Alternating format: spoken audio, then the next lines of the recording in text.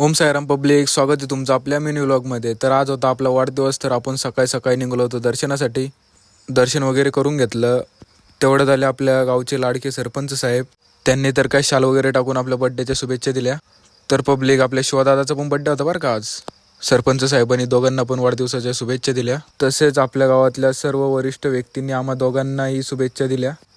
तर तेवढ्यात आम्ही निघालो होतो मक्का झाकण्यासाठी, कारण आबाळ खूप आलेलं होतं। तर हे बघा पब्लिक, श्रीकांत बायानं तर खूप मनावर घेतलं होतं मक्का दाखायचं। मक्का वगैरे झाकून घेतली आणि आम्हाला घरी निघायचंच, तर काय पावसाचे आगमन झाले आणि आम्ही एका ठिकाणी थांबून घेतलं। इथे थांबत नाही तर काय, यांची गंभीर विषयावर चर्चा सुरू झाली। चर्चेला फुल स्टॉप देऊन आम्ही निघालो घराकडे। घरी पोहोचलोच होतो तर परत पावसाचे आगमन झाले। त्यानंतर आला आपल्याला सुमित भैयाचा कॉल। तो बोलला मेडिकलला केक कट करायला यावंच लागतंय। मग काय, गेलो आपण मेडिकलला येत नाही तर काय, शिवायानं आपल्याला शुभेच्छा दिल्या।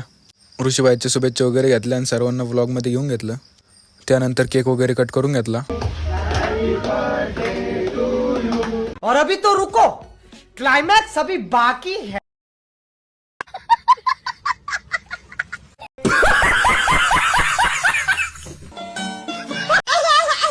ऐसा मत करो मेरी जान, लाइफ में कुछ अच्छा करो यार। मेरे मुंह से निकल गई, क्या बताऊं। अरे बाबा, ये क्या है?